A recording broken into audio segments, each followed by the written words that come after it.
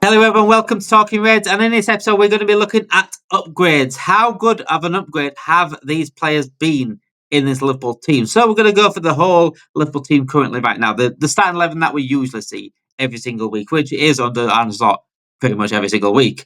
But we're going to have a look at each individual player and how much of an upgrade it has been for the last player that played that position. So I've got the whole team down. I've got a couple of names on the sides as well of who was that player before. Because it was Alex. So when we talk about Salah, me and Naj were talking about Salah before, and we're like, who was the right winger really before Salah? We didn't really have a right winger. Mane played there for a season, really, but I'm not going to classify him in. I'm going to classify the one that played there a bit more often. So let's start him with the keeper then, Alisson Becker. Loris Karius. How big of an upgrade is that one? Cosmic.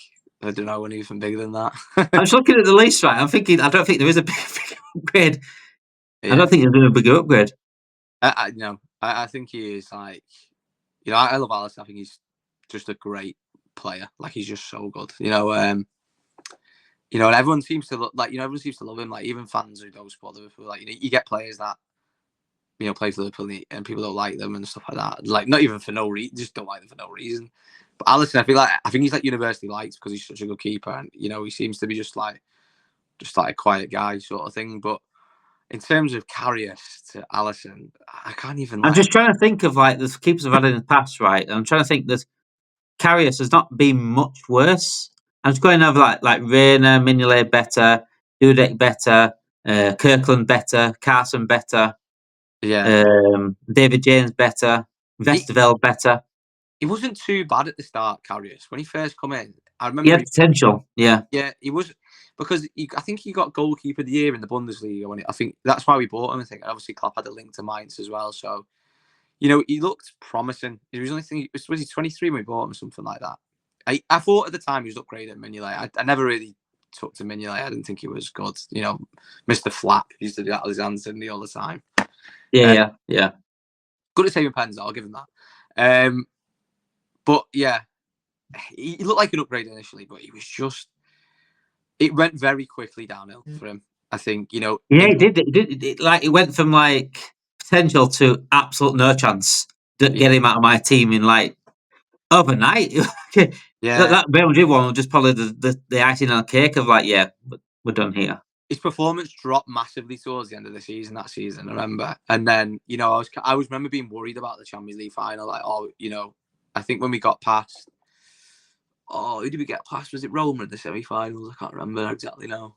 I can't remember who we got that past. Season, yeah. It was Salah against Roma, wasn't it, that season? Yeah, and then I was like, because his form had dropped, because like I remember him conceding like some really silly goals in the league and stuff like that. And then I thought, is he going to be all right for the Champions League final? And I thought, you know what, I trust him.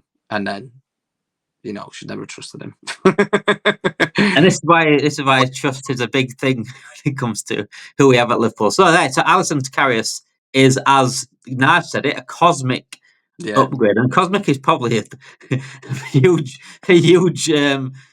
like thing to base it on. There, cosmic is huge. So right, the first one, let's go right back there. Trent Alexander-Arnold. The last one before that, Nathaniel Klein. It was good, Klein. I thought it was good. It's very good, but still a big upgrade. Yeah, it was an upgrade. It wasn't an upgrade into probably maybe a season into it. I don't think, because the defending side, Klein was really good at the defending side of the game as well. I think he was just like a proper defender, wasn't he? Really, but he was pretty decent at getting forward as well. I mean, you don't nowhere near as good as Trent, obviously. I don't even nowhere near as good as Bradley as well right now. But yeah, definitely an upgrade in terms of like what it did for the team. I don't think at first it was initially like an upgrade on sort of the position because of the way Klein defended, but as a player, yeah, 100% an upgrade. And for those grammatical or those English sort of loving people, English language loving people, we're going to go through like different words here. So cosmic was the first one for this one. This could be like a thesaurus. It's going to be like a teaching in English language as well as football. What word would you use for this? Don't know. Get me dictionary out on them. So you're talking like big, huge, massive, humongous. Say it's a big upgrade, or no, I wouldn't say slight. I'd say it's in between big and decent. A decent upgrade. I like that. I mean, I think it's even better than that, though. I want to say it's better than that. It's been more than a decent upgrade. Yeah, I'd say. Yeah, It's in between decent and big. If you can think of a word for that, get on thesaurus.com. I'm not doing that at time right now. yeah. But yeah, it's something in between. I could think of the word. I will think of the word at some point. It's going to be in between decent and big. But I don't think it's. Yeah, I don't want to say it's big. I think it's a big upgrade. Could be, in terms of the old team, it could be a big upgrade. I was going to say big. It is a big upgrade. It's just like initially, like because he was so young, took some time. Yeah. It took a little bit. I mean, he was good as soon as he came in. Trent, I was like, wow, what a player he is. But I mean, it was like a season before we was like the second season, third season. That's when we thought, yeah. He's unbelievable. Yeah. So the one then we'll go to Ibrahim Konate, to the player before that was Joel Matip. Upgrade or not an upgrade? This is an interesting one, Naj. I think Matip's criminally underrated. He is. I think. But are we saying that is? If we say Konate is an upgrade, is that disrespecting Matip as well? Yeah, I'm actually going to say no upgrade. I'm just going to sit on the fence because I don't think there's any upgrade. I think there is. Konate's level is probably the same as Matip's level was a good. Matip had a good season. I'm trying to think through like a really good season where Matip probably like. But I think Konate probably will eventually take over in terms of Yeah, I think he will. I mean, if he's got a better injury record than Matip, I think he'll take over him. But... I'm going to say, the taking over injuries, the injuries aren't really upgrade, has it, really? Would you say, all right then, so upgrade or downgrade, or do you think it's level at the moment? I think level currently. I think this season, Konate's just had right now, the one he's having. I think that's like the best of what Joe Matip ever had. So I think that's how level it is. I think it's exactly the same as what. I can agree with that, yeah. I think can agree with that. The Champions League season, Matip was great in that, and then he was great in 22, 23, but he shared it with Konate, I believe. So, I mean, Klopp rotated them quite a lot when Konate come in and Matip because they were good. In terms of partnerships, I think Matip had the better partnership with Van Dijk. However, after the season, I think the level, I think because Konate's growing into this, covering that right back role, and I think he's literally like, they work so well together. I mean, you stick anyone next to Van Dijk, they're gonna be good. Yeah. So the one after that, so we both agree that I think that's pretty much a level upgrade on that. Van Dijk 2. I don't know. See, I originally wrote Lovren, but I'm sure Lovren played on the right as well. He did play on the left a lot though, did Lovren? And before that was Skirtle mainly. Saka were there, but Saka again in that. But Skirtle before that. I'm gonna say Van Dijk to Lovren because I'm sure Lovren. I always remember being on the left a lot because, especially that Tottenham game. You remember that Tottenham game? Horrific. He was shocking. So yeah, Van Dijk to Lovren. Matip was right centre back, and then it was Lovren left centre back. Yeah, I believe Cole Torre was still there, wasn't he, when Klopp first come in? I believe. Possibly. Yeah, he did. Yeah, he did. Well, so Van Dijk to Lovren. And I think this is a bigger. I think this is a big up. I think it's bigger than big upgrade. What's the word we could use? Cosmic. No, that's humongous. Humongous. Ginormous. Gigantic. Ginormous. What's ginormous? We're getting an English language lesson here. Yeah. Certainly. I'd say enormous upgrade. Yeah. Enormous. It's definitely bigger than big, but it's not cosmic. I mean, it's like Van Dijk has comfortably been the best centre back in the world for years. And it's just, Lovren. Do you know when he come in? I was like, I'm gonna put on me Instagram. Oh, what a signing this is, Lovren, because he was good for Southampton. There was times he was very, very good, but there were times I think you just got a mix of him. He was either really good or absolutely a liability. Oh yeah, like he'd do like a Cruyff turn and stuff like in the middle of the pitch, wouldn't he? And like he'd have he's obviously had no pace, and he'd just get absolutely spun. He gets spun all the time. He was so bad for getting spun. He he would stand like he misread a lot. He misread a lot of like long balls over the top. He'd say like standing side on. He'd stand like just straight onto people. Yeah. Yeah. Yeah, the Tottenham game, was it Harry Kane just absolutely destroyed? I think it The was. Tottenham game, that Tottenham game still gives me nightmares. It was absolutely. Oh. I honestly must have punched my TV at one point. There must have been a point I punched my TV. There's no way. It was that one of them games. It was just, oh no, yeah. So yeah, enormous is probably the upgrade on that. Van Dijk to Lovren. Not quite Alisson to Karius, but certainly definitely bigger than Trent to Klein. Oh yeah, huge. Because of the levels that Van Dijk has got to, certainly the best centre back I've seen in the Premier League for me. So Yeah. next one is going to be Robertson and Alberto Moreno. And this is bigger than Van Dijk for me in terms of the upgrade, because Moreno's that shit. Oh, he absolutely cost us that Europa League final. He was absolutely abysmal. Purposefully against his team. Oh yeah, Sevilla. It's his boys, isn't it? Yeah. I don't know. You can't say that, can you? But I remember when. Do you remember when Hazard took half the team on? He absolutely rinsed Lovren. He just literally put Lovren on the floor. Was that in the cup? And yeah, Hazard did that. It's always in a cup with Hazard. It's never in the Prem. I just think he cost us big games, didn't he, Moreno is? Yeah. You know what the worst thing is? I remember I was on holiday in Turkey when his first game. It was against Man City, and it was unbelievable. Yeah. He used to have games like that. He'd be class. One where he run down the wing and he scored. Was that against? It might be with Spurs actually when he scored that. Where he run down the wing. Yeah, it could have been, yeah. And he had like he come off a big reputation actually. When we signed him, he was one like the sought after young left backs in the league, in the La Liga, wasn't he? Like, he had a really, really good season with the Villarreal that season, I believe it was, wasn't it? Yeah. He went to Villarreal after us, didn't he? He knocked United out. You don't remember he knocked United out? Europa League, get out in it. I mean, that was Villarreal. He's made up for it for that. Yeah. I can't remember if he signed for Villarreal or Sevilla. It was Sevilla. It was Sevilla signing. I'm sure it was. But it was like 12, 13 mil at the time. That was quite expensive for a fullback at the time. What was it, 2013, I think we signed him? 14, something like that. Yeah, but he looked like he would be good, and he just had like absolutely no defensive now. So he just used to Robertson's been brilliant at being, I mean, as much as he's an attacking threat, he's so good defensively, Robertson, over the last 8-9 years at Liverpool. He's been so good. But you used to look at Moreno and you used to be like, where is he? And he'd be stood next to Sturridge. You'd be like, all right, great. But yeah, massive. I don't even know the word I could use. What word can we use for this one? Liability. In terms of the upgrade, I'm going to say, is that too big? Monumental? Monumental, yeah. Monumental upgrade. It's when we bought, really, our best left back I've seen in my lifetime. Yeah. Probably the second best left back in Premier League history behind Ashley Cole, potentially. I mean, Evra's up there, but I think on his prime, I think he's better than Evra. Yeah. But yeah, I would say monumental for that one for me. Right, going to midfield, Gravenberch at the 6. He's not 6, but he has played at the 6 this season. Fabinho. No, but will be.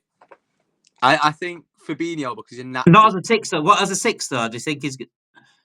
I think he's an all-round midfield player. Gravenberch's going to be better than Fabinho. Yeah. But as a 6, I mean, he's been brilliant this season. I cannot take it away from him. And if he continues like this, he'll be better than Fabinho. But I think in terms of winning the Premier League, though, mate, and Champions League, I think Fabinho was just as important as a Van Dijk and as Alisson signing. I think he allowed us to play the way we should play. Yeah, he's the best.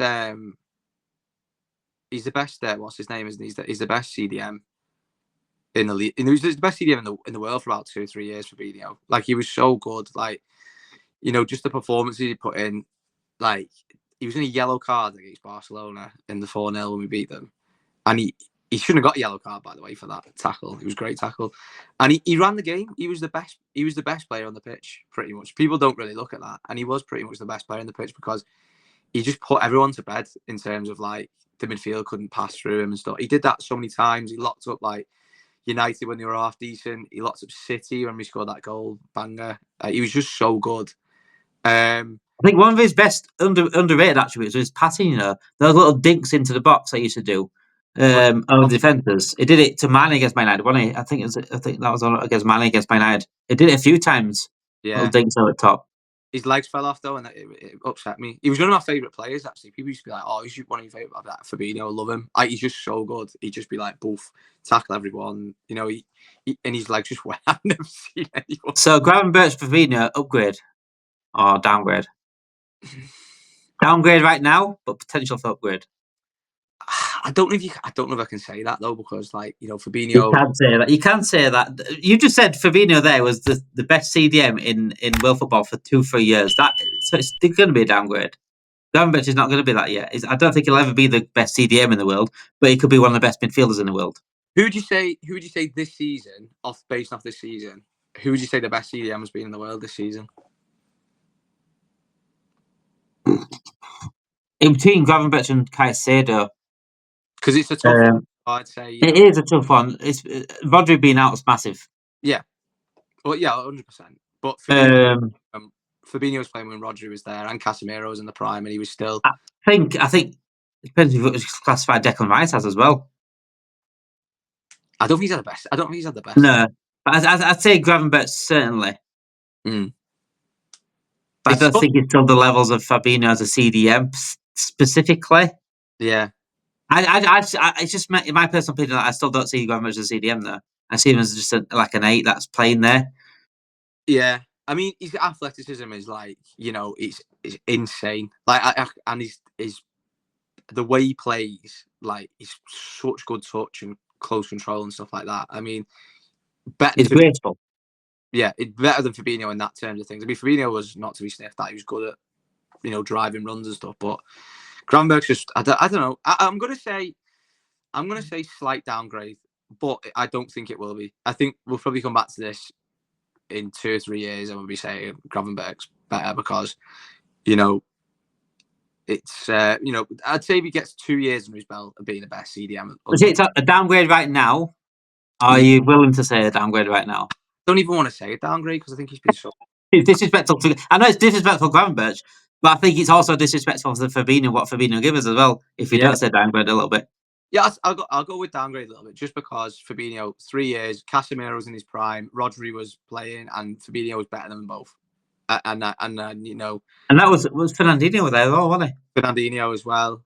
You know, Fabinho was the best for 2 or 3 years in the world. Like, he was insane, and yeah, I'd just say just because of that fact alone, and how good he was in the Champions League run when we won it, and how good he was in the Premier League when we won it. Like, yeah, I think, yeah, I'll just say Fabinho, but I do think Gravenberch's got the materials and the skills to be better than him. I feel that, yeah, I absolutely feel that. I feel that sentiment. That's my respect on it. Yeah, I feel that sentiment. Right, McAllister. So I put 2 players down for McAllister because I've also put 2 players down for Szoboszlai as well. So there's 3 and maybe a cam position. So McAllister, I put Henderson and Thiago. So we'll do Henderson first. McAllister, upgrade on Henderson. Yeah, I mean, footballer certainly. Yeah, I mean, I'm not disrespecting Jordan Henderson here. Like, he was a great player, but you know, his skills didn't go too far and further than being a runner and being a good passer of the ball. His shooting was underrated actually, but he didn't score enough for me. No, he didn't really get in those positions enough, really. No, but Gravenberch, still in my mind. McAllister.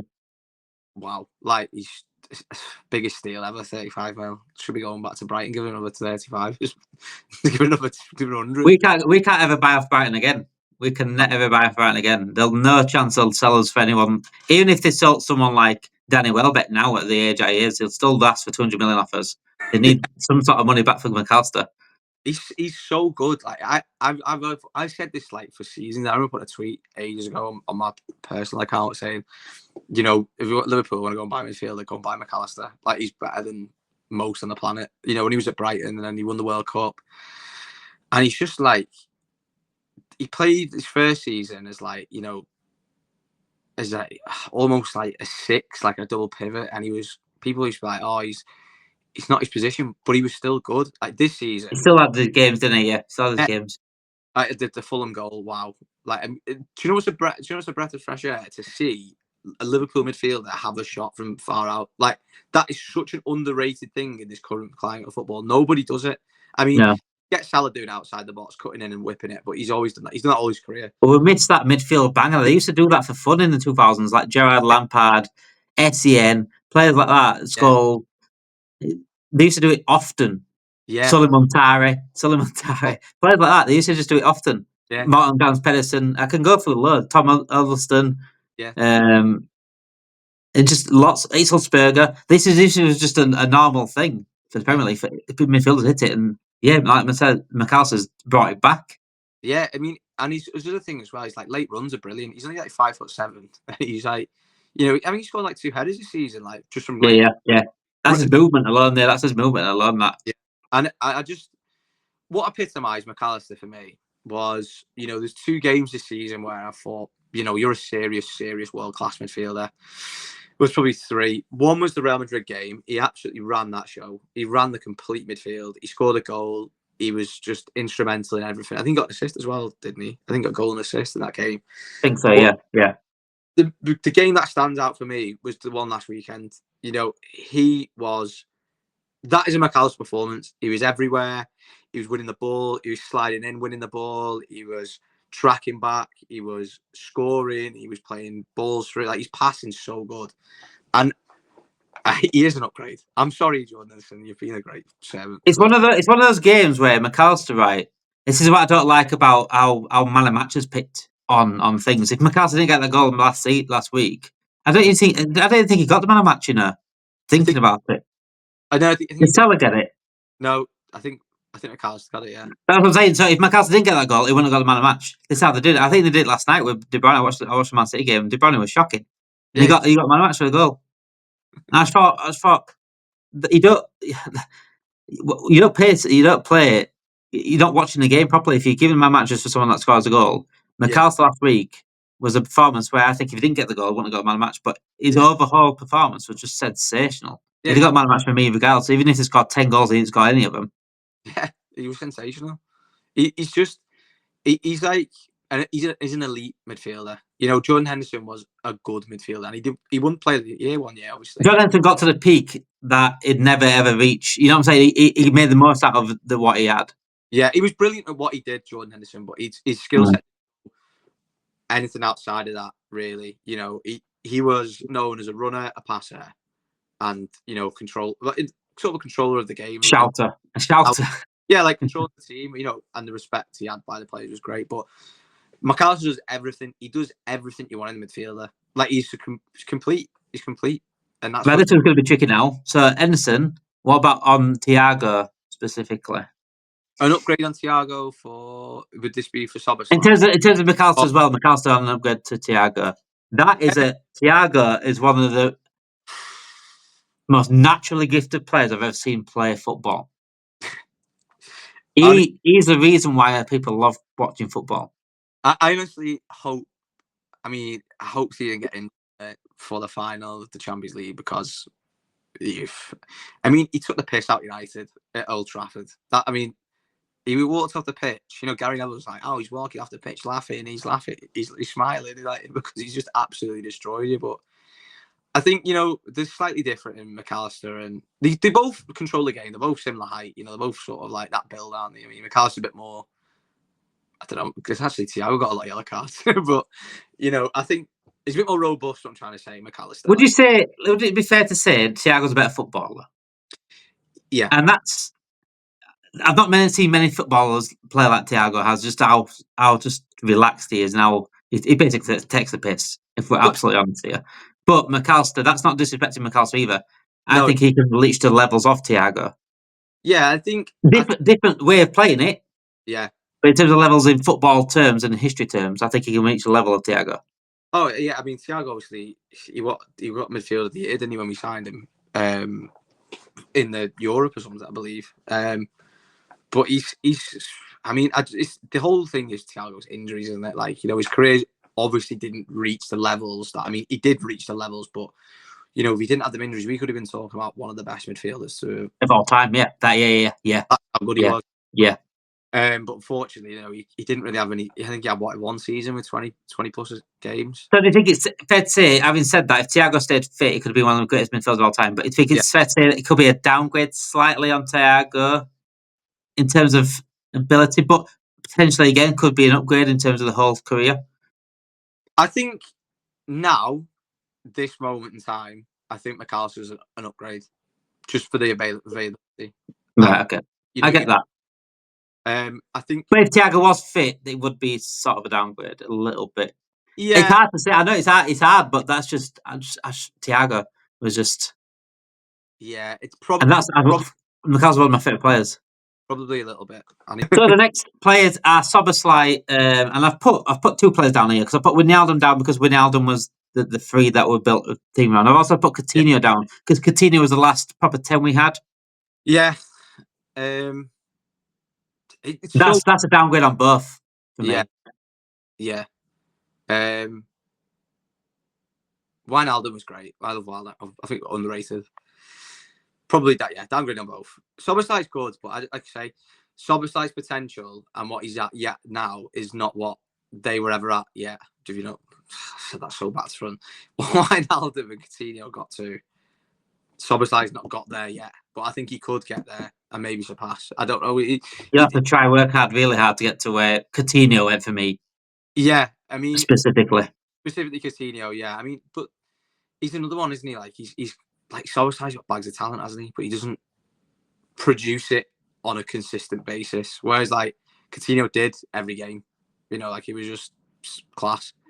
But Coutinho's another player that you just watch football because of players like Coutinho. Yeah, he's he makes you fall in love with it, doesn't he? He jink his shoulder and just go around you, step overs, bang it. Goal against Southampton was ludicrous where he used to slapped it. He just went straight. I remember he used to do that every week. The same shots every week. He went top corner each time.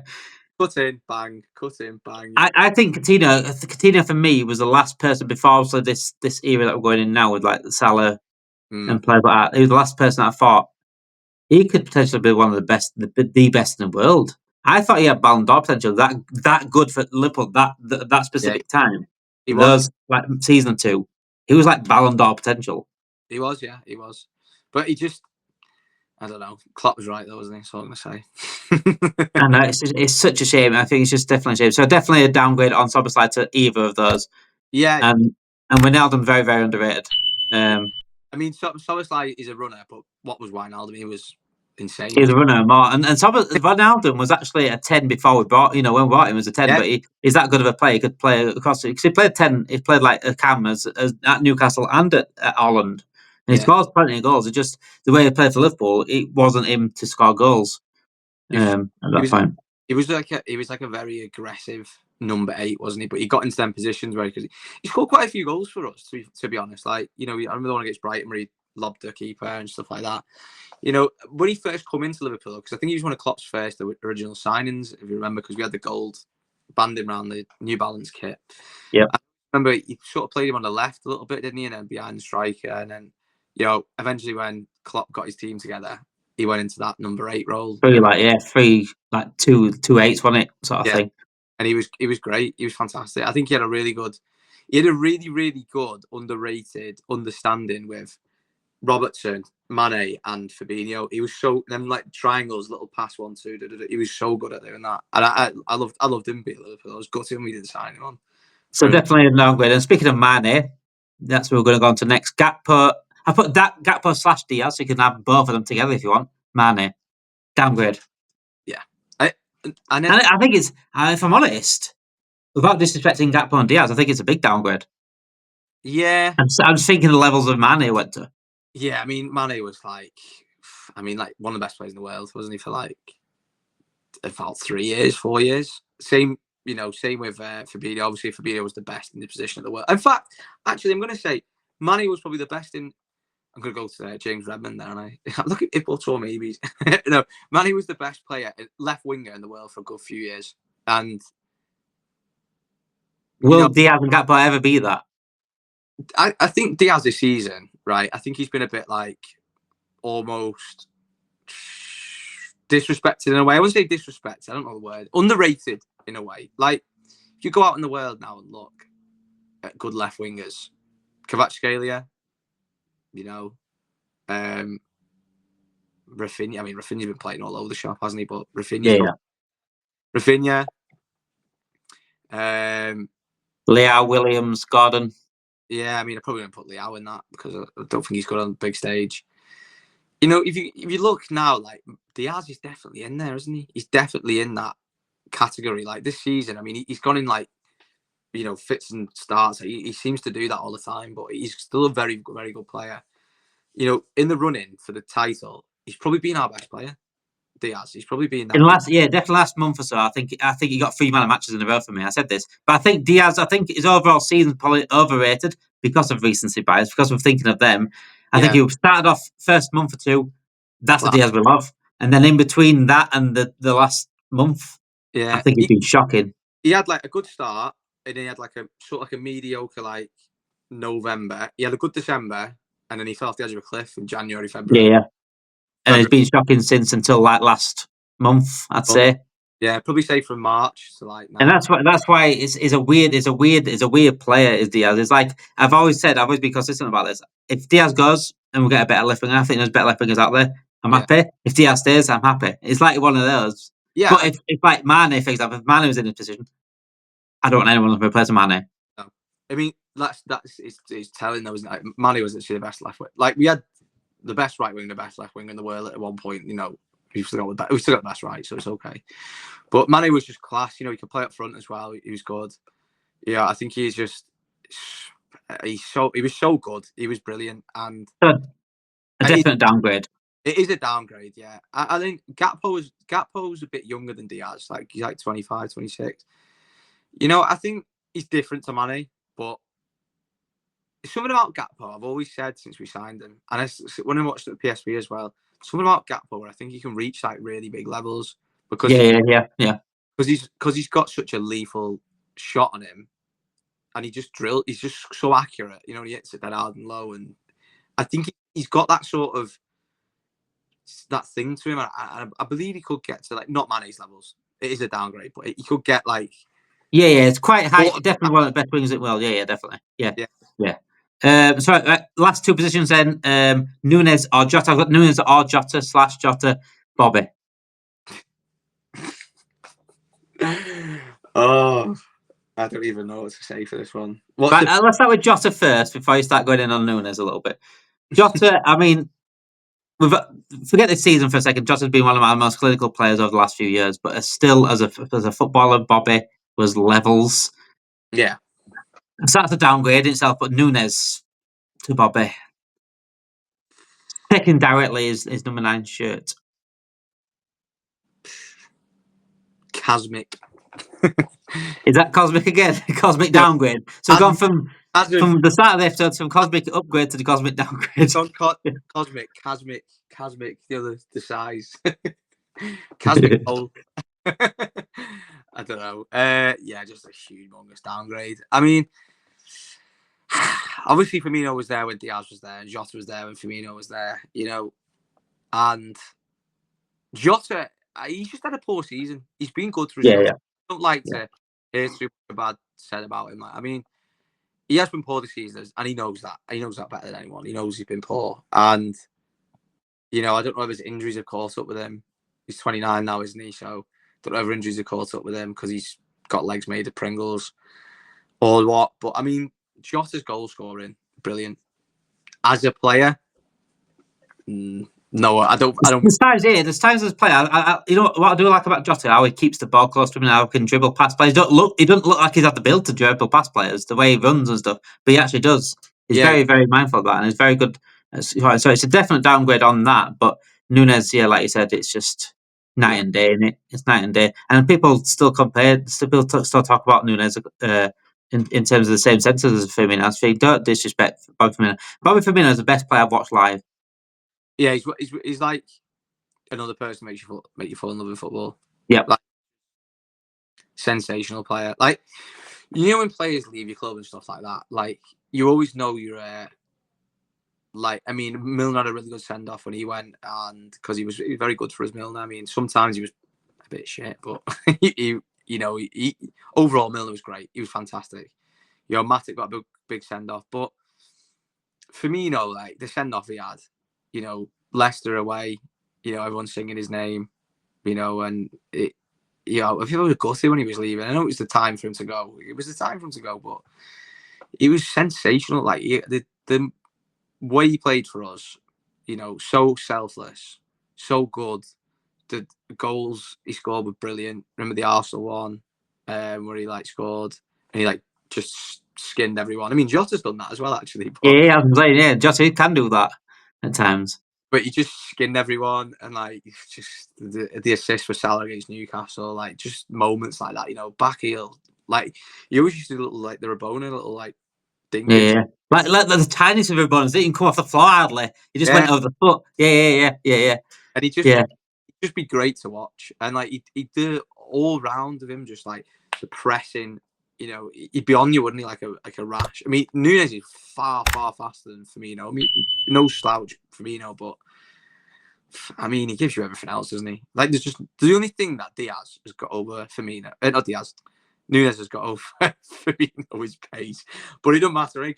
But it doesn't matter if you've got a fast legs. You haven't got a fast brain. Firmino had the fastest brain around. 100%. And probably Nunez probably moved this slow. Yeah. It's all right having the pace, so you got to use your brain with the pace as well. So Salah, right, last one. Salah, big upgrade. So obviously Mane did that season before. Yeah. Incredible. Came in, scored on his debut on the right wing against Arsenal. But I put Lallana down as the right winger. Yeah. Again, huge upgrade. Gigantic. When we did this, we didn't know what. Who was that last right winger? Proper right winger, yeah. I don't think we had one really. Mane. No, we didn't really play. I'm trying to think. Was it? The only one I could think of before that probably Maxi Rodriguez. I thought as a proper right winger. I thought Stuart Downing and stuff. I was like, Downing, Rodriguez, and Pennant within that time. But I think Rodriguez was the latest one. They're probably out and out right wingers or right mids / when we had. I mean, probably Sterling. Sterling played on the right, didn't he? Yeah. So you could say Sterling. Yeah, because Sterling actually, Sterling was the one that could have stayed with Klopp. Yeah, I mean, so it could be Sterling. Sterling went before Klopp got to Liverpool, I believe, in 2015, and then Klopp come in the October. I'm right. I remember being in Norwich. I remember going yes, Rodgers is gone. Now, I want to say something about Sterling. Actually, Sterling was one of those players that I caught really early. How good he was. I used to remember when LCTV used to be free. Yeah, I used to watch academy games, and I watched Sterling when he was 16, 17 in the academy game. I thought, "Oh, is this? Who is this?" And I watched the under-17s World Cup then, and I think England won it, and he was incredible game. I'm like, oh my god!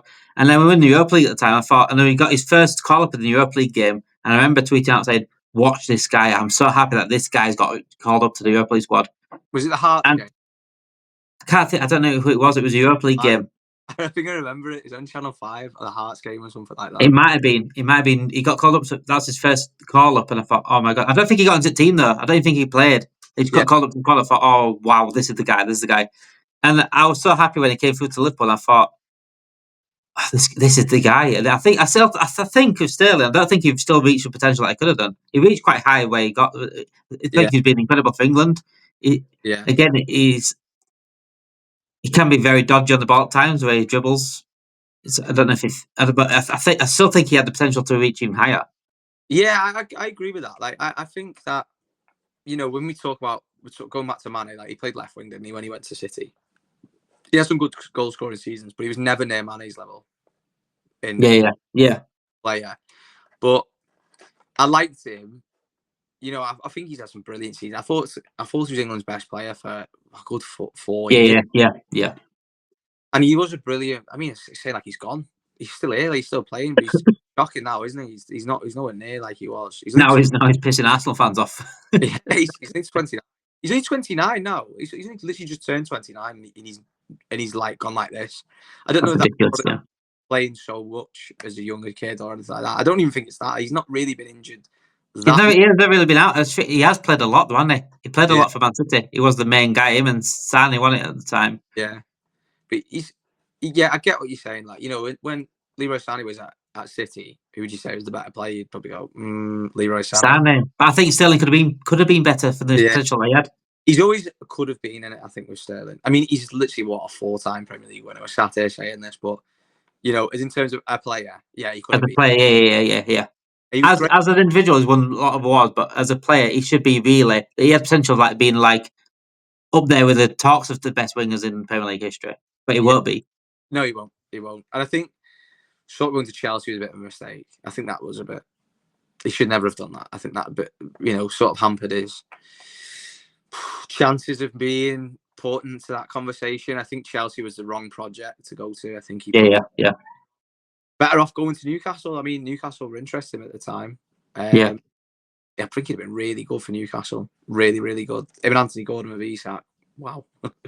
So Mohamed Salah then, gigantic upgrade on the previous options that we've talked about. He's the best. He's the best right winger in Premier League, Liverpool history, isn't he? We've had some unbelievable players, play for us, high. The closest one I can think of is right wing side is McManaman, but even he's still not nowhere near Salah's level. No one near. I mean, McManaman was brilliant, and he gets so underrated, but nowhere near Salah. No, and that's not even being disrespectful to McManaman. No, it's not. No, he was one of my favourite players growing up. Yeah, nowhere near him. Nowhere near. So yeah, gigantic on that. So what's the top three? Let's just go for the top three then. Before we do go, the top three biggest upgrades. We've got to agree on Alisson Karius. That's a cosmic one. We said Alisson Karius, probably the biggest. Yeah. Roberto Moreno. I mean, in terms of players, right? I'll say this: it's different if you actually think about it, as in sort of who's been the more important player for us. So I'd probably go with Alisson, Van Dijk, and Salah. I think that's pretty obvious. Them three. Yeah, but I was thinking the biggest gap between the. Yeah. That's yeah. Biggest gap between players, Alisson and Karius is is the biggest one. Robertson and Moreno for me has to be top three. That's definitely in top three. And after that, it's either Van Dijk or it's Salah. Yeah, I'd probably sway a little bit more towards, let's say Sterling, right, and Mane were on that right wing. Let's just say that because they were, they both were there. They both played there before Salah did. You'd have to say Van Dijk towards Lovren. Yeah, I'd have to say Van Dijk or Lovren. I mean, no, we're forgetting one, aren't we? Firmino. Firmino. No, that's the biggest downgrade. Oh, yeah, it's the biggest downgrade, yeah. Sorry. That's the biggest downgrade. Firmino to Nunez. Yeah, that's definitely the biggest downgrade. But, yeah, I think it's... Yeah, biggest downgrade by a mile. And we'll end it there, guys. We'll end it there. Thank you, everyone, for watching. Make sure you do smash that like button. Comment your downgrades and upgrades in the comments as well. Thank you for watching, and have a great night, guys.